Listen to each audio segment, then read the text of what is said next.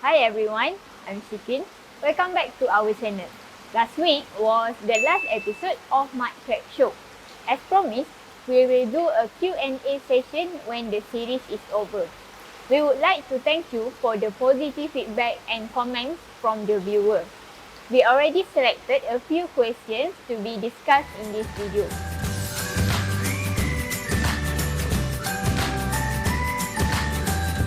The first question is from Ibrahim Ali. Is mud crab halal? For those who are not familiar, halal is an Arabic word to define permissible or lawful in Islamic terms. This term usually used for dietary aspects. Animals who live both on land and in water are prohibited to eat, example the crocodile and frog. As for mud crabs, they are usually found in estuaries or mangroves and live in water, though they can survive without water for a short amount of time. Hence, it is permissible to eat mud crab following the ruling of animals that live in water. Next question is from Jyotika Kapoor on the difference of grow out and fattening method. Here at our farm, we do fattening method. Fattening involves culturing the empty meat crab until they become fully meat crab within 2 weeks to 4 weeks. However, the fattening rate depends on the type of feed and health status of the crab. For grow out, it is a long process to grow the crab from small to bigger size. Usually, it will take approximately 1 month for the crab to molt and gain 100 grams in weight. However, not many people venture in grow out of mud crab as it takes longer time before it can achieve ideal marketable size. Next question from Arianto Yahya. Can we feed water crab to become meat crab or can meat crab become water crab? This question related to the previous answer, where we actually culture the water crab and feed them until they become fully meat crab. There are few grading methods to make sure that the crab is already becoming a meat crab and ready to be sold. Usual method is by pressing the crab abdomen. If it is already hard, meaning that the crab body already full of meat. However, yes, the meat crab can potentially become water crab again if we didn't feed them for a long time. Also, after they undergo the molting process, their body will be full of water. Question from Shahbat Baghdadi.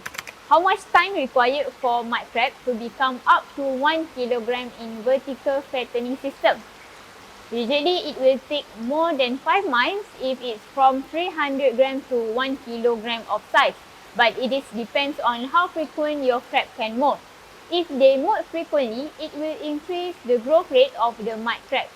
There was a study by Fatihah et al. 2017 reported that the mud crab will molt more frequent if they are provided with a shelter. We believe that if the mud crab placed in an individual crab house, it will be easier for them to molt and avoid themselves from being cannibalized by others. But you need to make sure the water level inside the crab house is high enough for them to molt. Next, from Sonita Laurenbaum. How many liters of water is there in the system?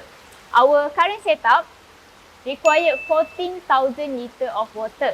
The water can be running for 700 to 1,000 crab houses.